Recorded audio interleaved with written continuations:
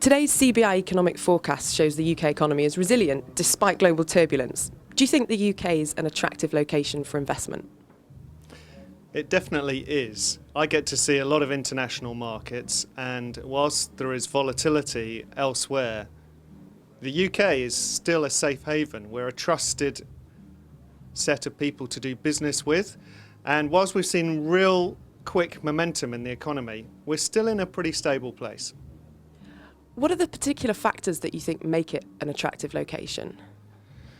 We're very transparent in the way we do business. Anti-bribery is very much part of the fabric of our business community, and we've got very secure professional services in legal, accounting, real estate, I like to think. So people like doing business with us for that respect. They can put their money here and feel safe.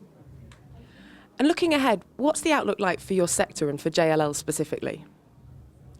Well, the property market has been through some real fast growth in the last 3 years. It is stabilising. That growth isn't going to be as extreme in 2016 and onwards, but that's no bad thing, because actually a lot of people put their money into real estate for medium to long term returns, and whether it's residential or commercial, there's still good credentials to go by, and the UK market will still offer that for the right product. And in terms of when you're back at your desk this week, what's your top priority for the business? The top priority, probably like a lot of businesses, is to improve our productivity in terms of the way we work. Whilst we've seen growth, we need to get more and more efficient about the way we work and how we can produce more in the same time. It's not just about working harder.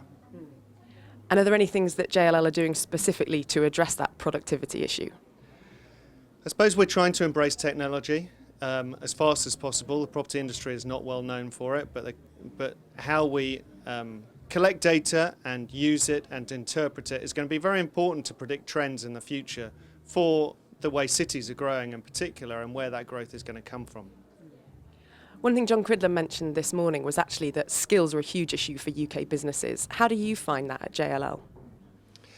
Yeah, I mean, we're an advisory company, and we're trying to open up where we attract talent from. Previously, it's been from very traditional property backgrounds and property education. But we want people from all sorts of educational establishments to create a bit more diversity in our industry. And I'd say in the advisory sector, we've got real demand to come into our space. The difficulty is in the construction sector, and that's where there's a real shortage of skills, and where we probably have to rely not just on the UK workforce, but on further afield as well. And is there anything you'd like to see from politicians to address that skills shortage? I think just, I know that Cameron is going to be talking today about Europe and about a single market. I think that is really important. I think the more barriers we can remove, the better it will be. But the real challenge is speed in our political system. Things move quite slowly, and when they do move, it's for very short-term reasons as opposed to long-term objectives. And you mentioned that we have the Prime Minister with us this morning. Is there anything else that you hope to hear from him? I think he'll be talking about the EU referendum quite a lot today. I hope to hear that he'll bring the vote forward, because the longer it's pushed out, the more uncertainty there is, and that affects sentiment and decision making. So I hope he'll bring it forward to 2016.